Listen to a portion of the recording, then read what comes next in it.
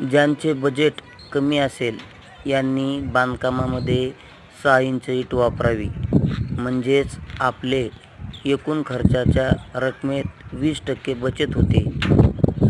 ती अशी: रेती कमी लागते, सिमेंट कमी लागतं आणि स्टील देखील कमी लागतं. हे 20% बचत झालेले पैसे किंवा राहिलेले पैसे यामध्ये आपण इतर घराचं काम करून आपलं घर पूर्ण करू शकतो.